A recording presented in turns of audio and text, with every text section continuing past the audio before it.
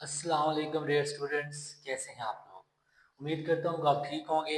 अच्छा जी, आज हम डिस्कस करने जा रहे हैं first year chemistry new syllabus का टॉपिक नंबर 3, एक्सपेंडेड ऑक्टेट इन पॉलीएटॉमिक आयंस। ये चैप्टर नंबर 3 हम डिस्कस कर रहे हैं। तो उसका जो आज वाला टॉपिक है वो हमारे पास क्या है, एक्सपेंडेड ऑक्टेट इन पॉलीएटॉमिक आयंस।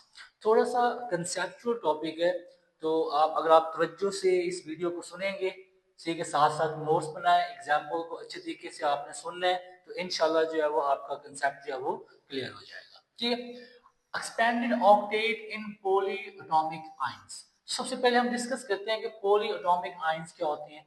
अब आयंस क्या होते हैं हमें पता है कि कोई स्पीशीज जिसके ऊपर कोई चार्ज हो उसको हम जो है वो आयंस का नाम देते हैं, चाहे वो पॉजिटिव चार्ज हो या नेगेटिव चार्ज हो। ठीक है। जब भी कोई एटम जो है या कोई स्पीशी इलेक्ट्रॉन गेन करती है या लॉस करती है, ठीक है, तो वो क्या जी आयन में कन्वर्ट हो जाती है। अब वो तो हमने चीज पढ़ ली थी कि आयन वो चीज होती है। पॉलीएटॉमिक आयंस क्या है? पॉलीएटॉमिक आयंस बेसिकली हमारे पास क्या है जी, वो आयंस जो कि दो या दो से ज्यादा एटम से मिलके बने हों, उनको हम नाम देते हैं पॉलीएटॉमिक आयंस का। जैसे कि पॉली का मतलब होता है ज्यादा, ठीक है, तो हमारे पास क्या होगा जी, those ions which are made of more than one type of atom is called polyatomic ion। ऐसे आयन जो एक से ज्यादा किस्म के एटम से मिलके बने हों, उनको हम नाम देते हैं जी पॉलीएटॉमिक आयंस का। ठीक है। एग्जांपल क्या आ गया जी हमारे पास, कार्बोनेट आयन। कार्बोनेट आयन में क्या होगा, देखते हैं जी, देखें,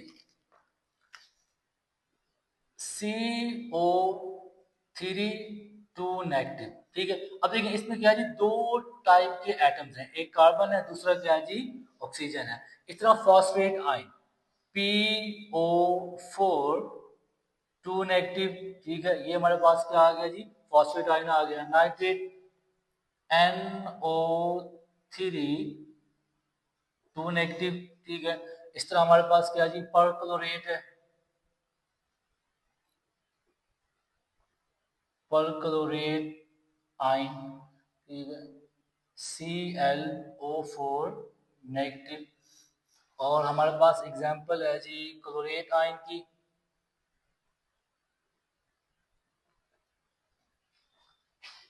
ClO3 नेगेटिव। ओके। और मोस्टली जितने भी पॉलीएटॉमिक आयन है ना, मोस्टली क्या होते हैं जी, वो नेगेटिव आयंस होते हैं, except ammonium ions. Ammonium ion जो है इसके ऊपर क्या होता है जी, पॉजिटिव चार्ज होता है। बाकी सारे जितने भी पॉलीएटॉमिक आयंस हैं वो क्या होते हैं जी, नेगेटिव। Ammonium ion NH4+। ठीक है। तो ये हमारे पास क्या है, इसकी एग्जांपल्स हैं, carbonate ion, nitrate ion, phosphate ion, perchlorate ion, chlorate ion और अमोनियम आयन। एक और एग्जांपल हमारे पास है इसकी, वो है जी सल्फेट आयन। ये भी हमारे पास क्या है, पॉलीएटॉमिक आयंस है। ठीक है। तो आपसे एक short question, important short question बन सकता है, define polyatomic ions and give examples. तो आपने क्या लिखना है जी, उसकी डेफिनेशन लिख देनी है, साथ में दो तीन एग्जांपल दे देनी है।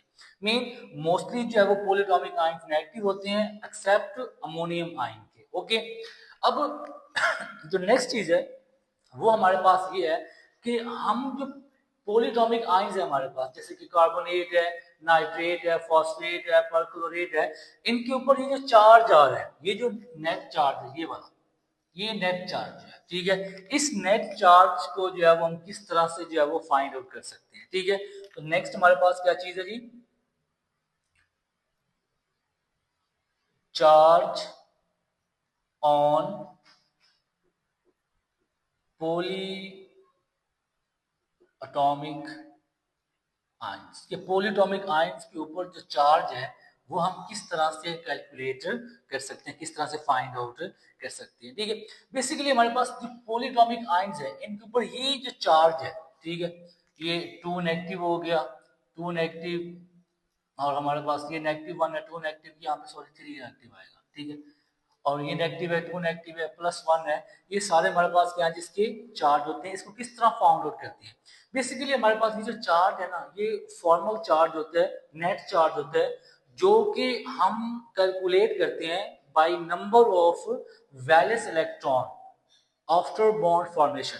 बॉन्ड बनने के बाद, ठीक है, बॉन्ड बनने किसी भी जब मॉलिक्यूल है उसमें बॉन्ड बन रहा है, तो बॉन्ड बनने के बाद जो वैलेंस इलेक्ट्रॉन्स होंगे उससे क्या है कि हम नेट चार्ज जो फाइंड आउट कर सकते हैं। ठीक है, तो हम क्या लिखेंगे?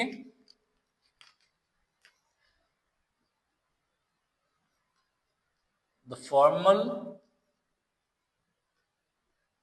चार्ज, ये वाला चार्ज जो है, इज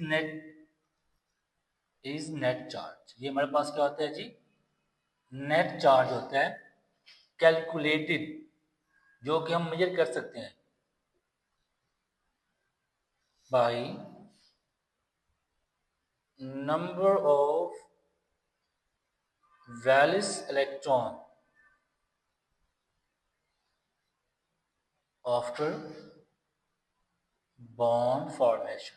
बॉन्ड बनने के बाद अगर हम number of valence electron find करें तो हम जो है वो फॉर्मल चार्ज जो है वो फाइंड आउट कर सकते हैं।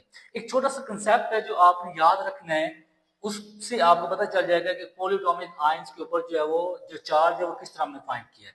बेसिकली हमारे पास जो नेट चार्ज होते हैं ना,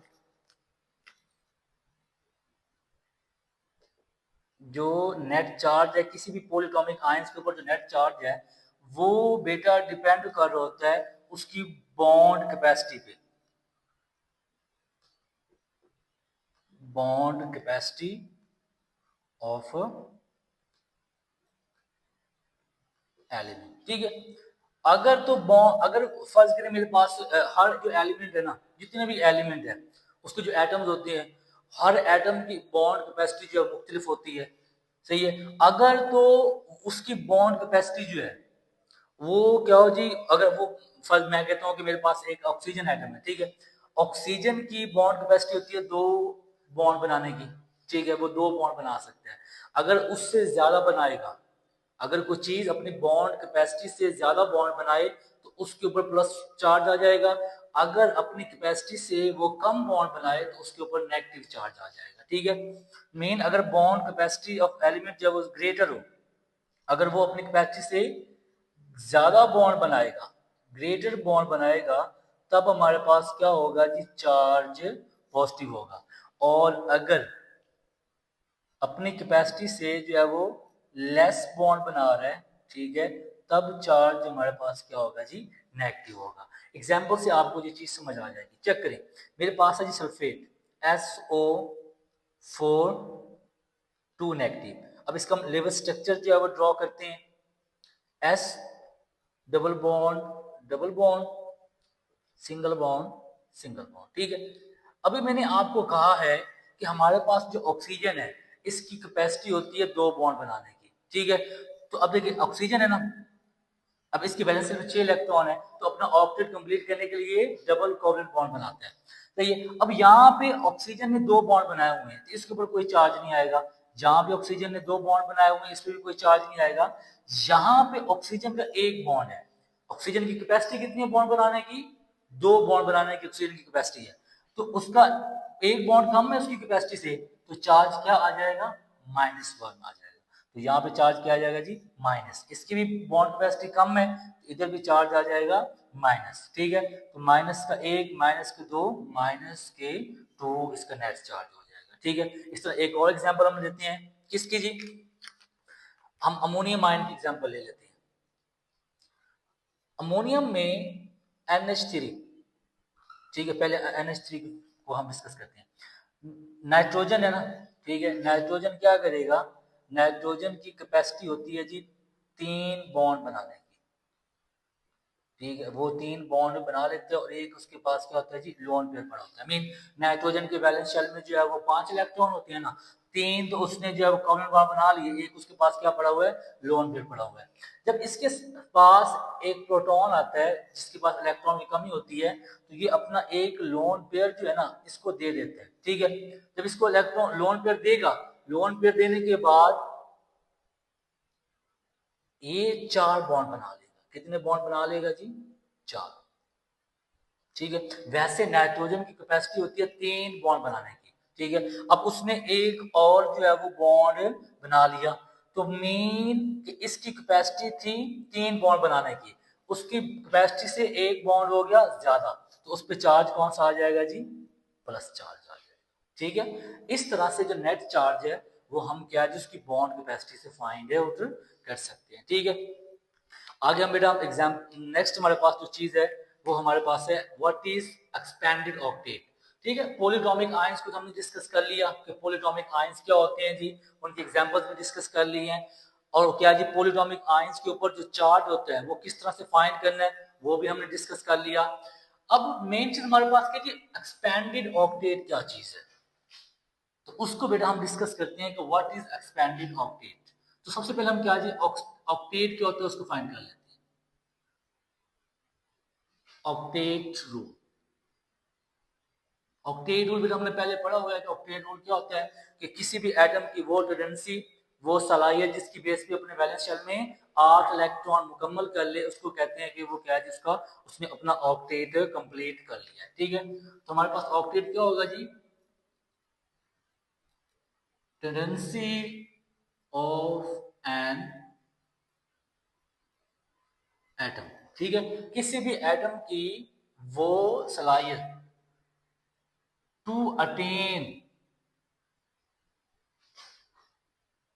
8 electron in their valence shell, अपने वैलेंस शेल में 8 इलेक्ट्रॉन मुकम्मल करने की सलाहियत क्या कहलाता है जी? ऑक्टेट कहलाता है।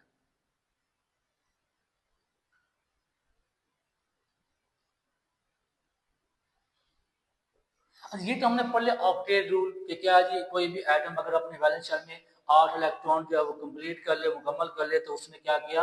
ऑक्टेट को फॉलो कर लिया, ऑक्टेट अपना कंप्लीट कर लिया। अब हमने जो चीज डिस्कस करनी है वो है कि व्हाट इज एक्सपेंडेड ऑक्टेट। ये बड़ा ही इंपॉर्टेंट है शॉर्ट के लिहाज से, what is expanded octet. Expanded octet क्या होगा? मोस्टली जो पॉलीएटॉमिक आयंस है ना, पॉलीएटॉमिक आयंस में जो सेंट्रल एटम होता है वो एक्सपेंडेड ऑक्टेट शो करते हैं। एक्सपेंडेड ऑक्टेट का मतलब क्या है कि अगर कोई मतलब कि अगर किसी भी पॉलीएटॉमिक आयंस में अगर सेंट्रल एटम जो है अपने वैलेंस शेल में 8 से ज्यादा इलेक्ट्रॉन रखे, ठीक है, तो उसको कहते हैं कि वो क्या है हमारे पास एक्सपेंडेड ऑक्टेट है। मोस्टली हमारे पास जो ग्रुप नंबर 2 है उसके एलिमेंट जो है वो एक्सपेंडेड ऑक्टेट शो नहीं करते। क्यों नहीं करते उसकी आपको रीजन मैं आगे आगे बताऊंगा क्विक चेक में। मोस्टली हमारे पास जो है ना जो पॉलीटॉमिक आयंस होंगे पीरियड नंबर 3 पीरियोडिक टेबल में, जो पीरियड नंबर 3 है उसके जो एलिमेंट्स होंगे उन एलिमेंट्स के जो पॉलीटॉमिक आयंस होंगे ना वो एक्सपेंडेड ऑक्टेट जो है वो शो करेंगे। क्यों शो करेंगे? क्योंकि पीरियड 3 में ना हमारे पास क्या है जी, डी ऑर्बिटल इन्वॉल्व हो जाता है। ठीक है, क्योंकि पीरियड नंबर 2 है, पीरियड नंबर 2 में 2 ऑर्बिटल होते हैं, एक एस और पी। एस में 2 इलेक्ट्रॉन मैक्सिमम जो है वो एग्जिस्ट कर सकते हैं, और हमारे पास जो पी ऑर्बिटल है उसमें कितने होते हैं जी? 6। तो दोनों को मिला के हमारे पास जो पीरियड नंबर 2 है उसमें वैलेंस शेल में 8 इलेक्ट्रॉन से ज्यादा हो ही नहीं सकते। तो इसलिए एक्सपेंडेड ऑक्टेट क्या होता है कि कुछ पॉलीटॉमिक आयंस में जो सेंट्रल एटम है ना वो क्या करता है? ऑक्टेट रूल को ब्रेक कर देता है, उसको वायलेट करता है। किस तरह कि अपने वैलेंस शेल में 8 से ज्यादा इलेक्ट्रॉन रख के वो ऑक्टेट रूल को वायलेट करता है। ऑक्टेट रूल क्या होता है कि कोई एटम जब अपने वैलेंस शेल में 8 इलेक्ट्रॉन रखे उसको हम कहते हैं कि वो क्या है हमारे पास, उसने ऑक्टेट रूल को फॉलो कर लिया। लेकिन अगर कोई एटम जो है वो अपने वैलेंस शेल में 8 से ज्यादा इलेक्ट्रॉन रखे तो वो ऑक्टेट रूल को क्या करता है जी? वायलेट करता है, ब्रेक करता है, तोड़ देता है। उसको कहते हैं कि उसने क्या किया? अपना ऑक्टेट एक्सपैंड कर लिया है, फैला दिया है। ठीक है, तो कुछ पॉलीटॉमिक आयंस में इन सम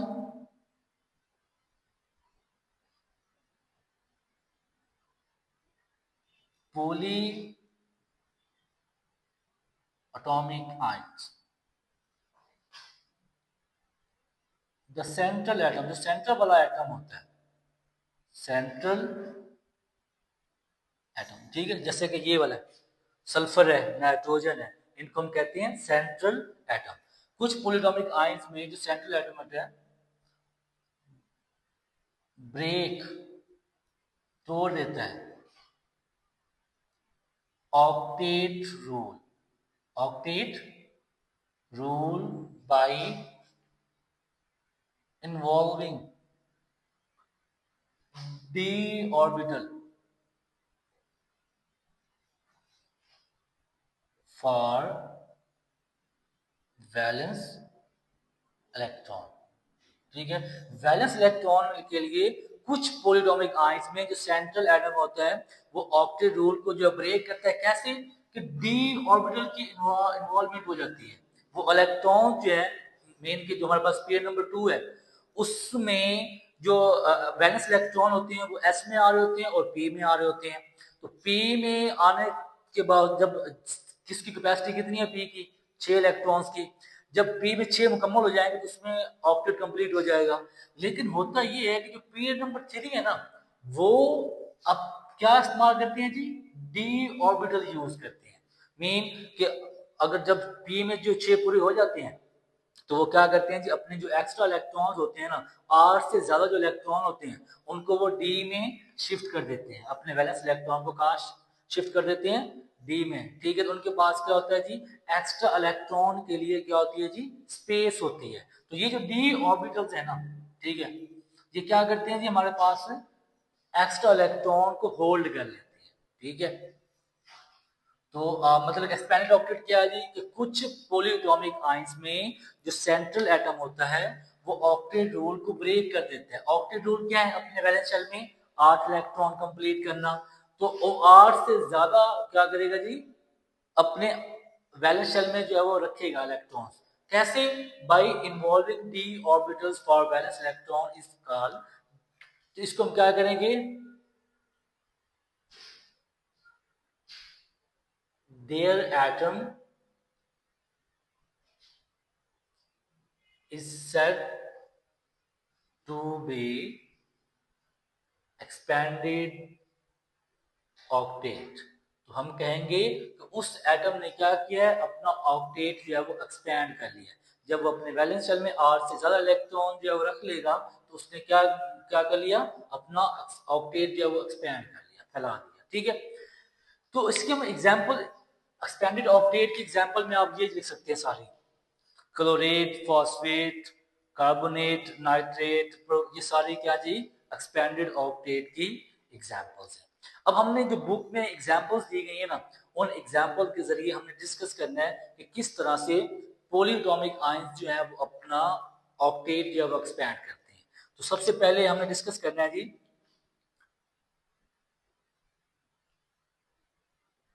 एक्सपेंडेड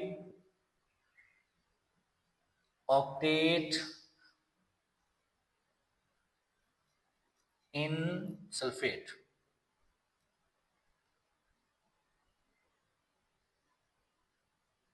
SO4 2 नेगेटिव। ठीक है, इसमें हम जो है वो डिस्कस करते हैं कि किस तरह से सल्फेट में जो सेंट्रल एटम है सल्फर वो अपने ऑक्टेट को एक्सपैंड करता है।